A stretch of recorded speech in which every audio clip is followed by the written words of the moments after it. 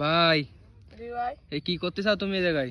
কলমি শাক তুলতেছি। ও তা তোমার এই কলমি শাক কি চাষের কলমি শাক নাকি? হ্যাঁ ভাই, তা আপনার তোমার কয় কয় কয় কাটায় লাগানো?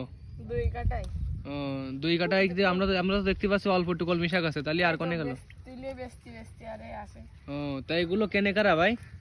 এই 10 শহরের দিকে যাই, 10 প্রতি আটি কেমন দামে বিক্রি হয় আর কি?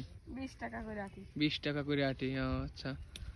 তা আসলে দর্শক, গ্রাম অঞ্চলের লোকজন এই শাক নষ্ট করে ফেলায় দেয়, কিন্তু যশোর শহরে কিংবা টাউনের দিকে এই শাকের যে কত কদর সেটা আমরা জানি না।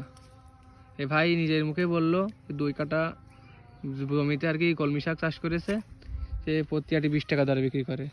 এই কলমি শাক বিক্রি করে আপনার মাসিক ইনকাম কেমন হয় আর কি? এই 8-10 হাজার টাকা হয়। 8-10 হাজার টাকা? হ্যাঁ। কলমি শাক বিক্রি করে 8-10 হাজার টাকা? দর্শক চিন্তা করেন, আমরা যে ঘাস ফেলাই দিই, ঘাস হিসেবে চিনি আর কি, ফেলাই দিই, এই ভাই এই কলমি শাক বিক্রি করি নাকি মাসে 8-10 হাজার টাকা বিক্রি করে। দেখুন দর্শক, গ্রাম অঞ্চলে কোনো জিনিস আমরা মূল্য দিই না, কিন্তু শহর অঞ্চলে এই জিনিসের অনেক মূল্য। ঠিক আছে দর্শক, আজকে ভিডিও এই পর্যন্ত ছিল। সবাই ভালো থাকবেন। আসসালামু আলাইকুম।